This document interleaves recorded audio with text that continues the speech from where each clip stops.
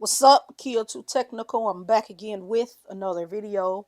The kind people over at Smartish were kind enough to send me out their GRIPZILLA, but this is clearly black.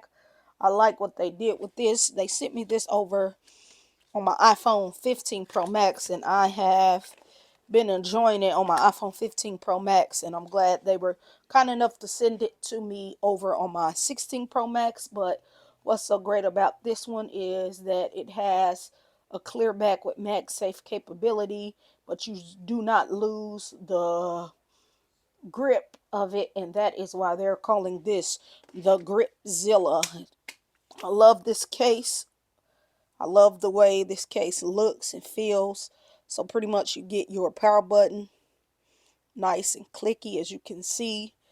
You do get access to your camera control button. You can click it just like that. Then down here you do get access to your USB-C charging cable and your speakers. You get feet. I got these feet, so if you drop it on the edge of the table, you will be good to go. See, you will be good to go. I don't have to worry about anything. You do get a nice lip around your front of the phone, so if you drop it flat down on the table, you will be good to go. But like I always say, throw you a screen protector on there and you could just flip and flop this anyway and don't worry about anything happening to your device. At the top here you do get nothing. On the side you get your alert slider, action alert slider button, which is nice and clicky. Volume up and down button, nice clicky, tactile, as you can hear that.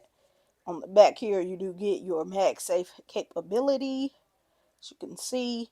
You also get your camera cutout, so if you place your phone flat down on the table, you should be good to go, no problem. But like I said, I do just love this case because you get grip all around. You don't have to worry about this sliding out of your hand. It's not going anywhere, as you can see. I hope you found this video helpful. I will make sure I drop a link in the description so you can go pick this up for yourself. I'll catch you in the next video. I'm out.